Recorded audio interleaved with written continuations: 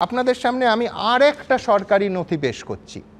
এই নথিটা হচ্ছে government to government communication. কি সেই নথি?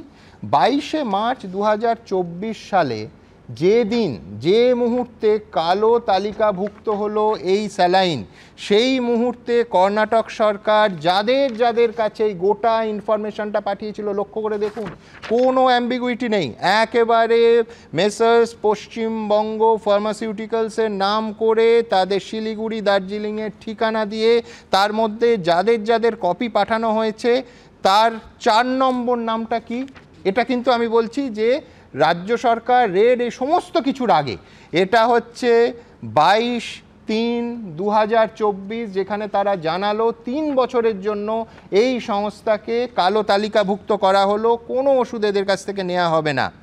4 নম্বর নামটা, অর্থাৎ এটা জানানো হচ্ছে the principal secretary to government health and family welfare department, West Bengal.